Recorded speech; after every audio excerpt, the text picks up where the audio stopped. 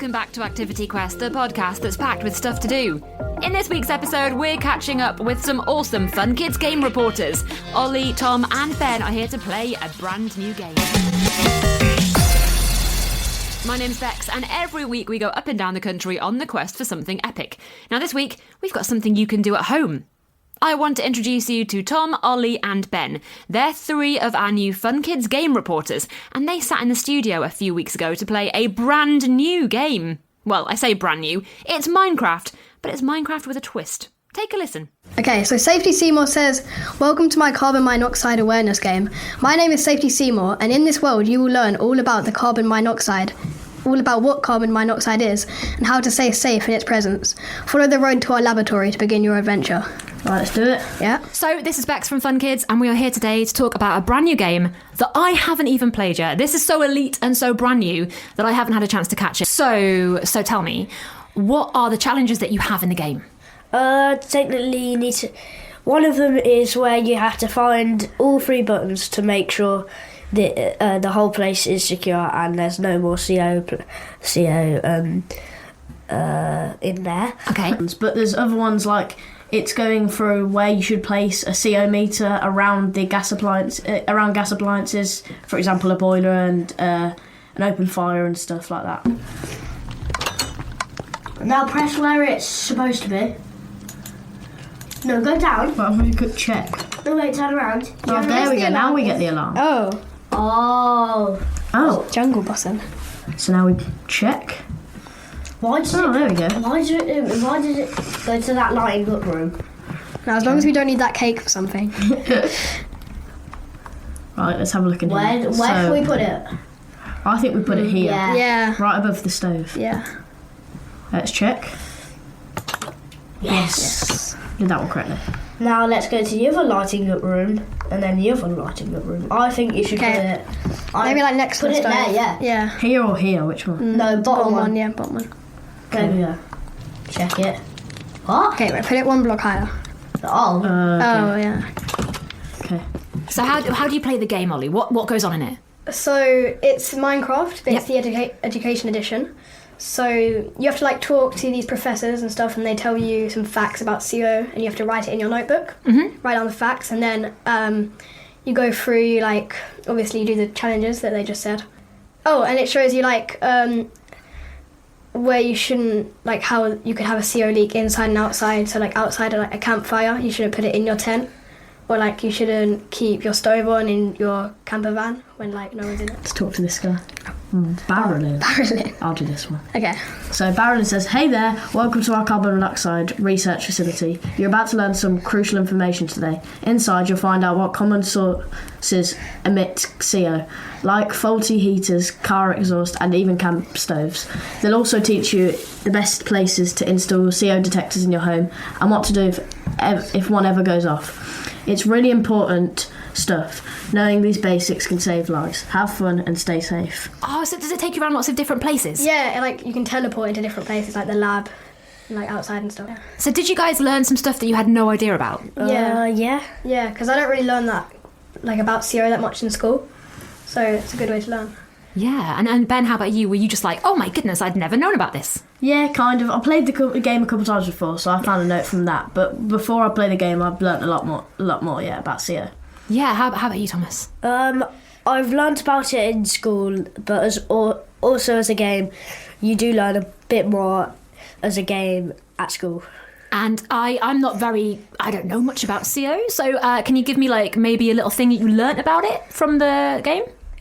Anything that you remember? I mean, to be fair, you remember the phone numbers there. That's pretty impressive. Oh, yeah. I learned, like, numbers to call and also that you can't smell it or see it or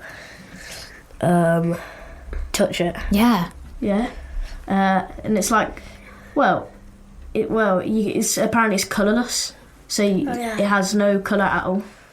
I mean, I'm learning right now. I didn't know any of this stuff, but I probably should do, to be honest, let's face it. How does it smell? It has no smell at all, making it very difficult to detect a leak.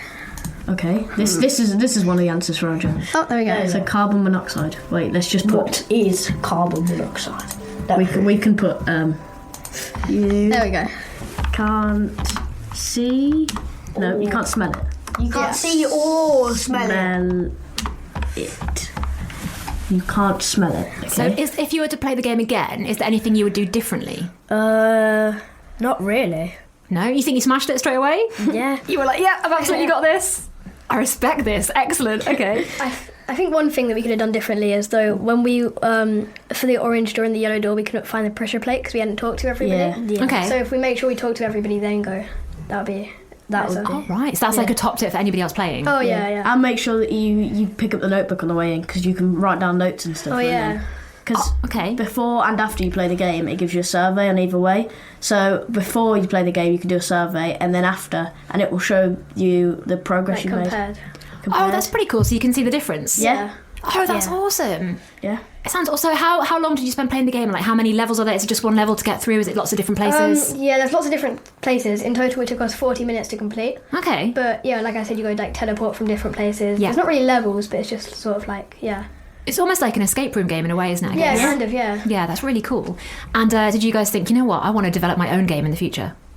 I do. Yeah? I don't think I could. I just like playing them. Yeah, That's fair enough. I'd be the tester. I'd Okay. test them out. I mean, a test is a pretty good job, let's Yeah. face it. Sounds like an awesome Minecraft session. But how do you create a game like this? So interesting to find out how games are actually created. I'm so intrigued. How do you create a game like this? The developers chatted to Bex to give her the inside info. Brendan, you're one of the developers of the game. Can you explain it to me? Cool. So yeah, this game is all around carbon monoxide. So safety and awareness around it. So what exactly is carbon monoxide? How do we recognise it? Well, what are the characteristics of it? What should we do if we suspect there's some around, and who do we call, and everything around it like that. So, Ruto, were you developing as well? How do you make a game that also is about learning fun?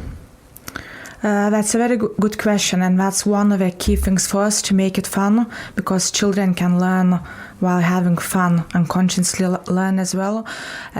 So firstly, we actually work with children before we create the game, so we understand what we know about, for example, in this instance, carbon monoxide awareness. So that's how we design the goals, what we would like to achieve. We also do the storyboarding with kids, so we try to understand what actually fun means to them, what we would like to see in the game. So when we work with the adults, subject matter experts, like with Cadent, Gas, and when we try to build what is fun for children within the game. So it's actually a really cool process, and it's really nice to be able to involve children in the whole process. So yeah, do you guys get people in the office, Brendan? Are you just there kind of like getting the kids involved and like finding out what is fun and what's fun for you as well? Yeah, quite often. So each of the modules will have a little like storyboard session with the kids. They'll play one of our other games so they kind of get a feel for what we do, and then we give them the topic that we're doing. So it'd be carbon monoxide in this case, and we'll have whiteboards and we'll split them up in groups and then just brainstorm some ideas, and usually some of those are quite good, and then we chuck it in the actual game itself. Now it is such a fun thing, and were you surprised as well by the boys in here before? You had Thomas, Ben and Ollie. They all had taken away so much from it. It must be really lovely to hear how excited they were about the game. Yeah, it's brilliant. It always amazes us every time we see like different children play the game, how much they take away from it. It's really sort of satisfying, and seeing all the things that they take away, and hopefully they'll share that with family and friends, because that's a big part of it as well, is sharing it and getting the knowledge out there.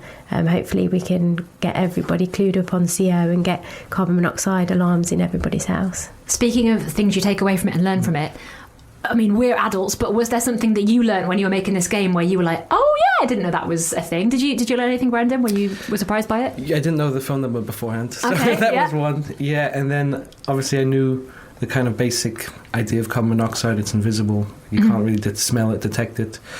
But yeah, definitely learned some stuff like how they add smells into the gas, so if there's a leak you can catch it as well, and a few other aspects as well. But there's definitely stuff I learned along the way, yeah.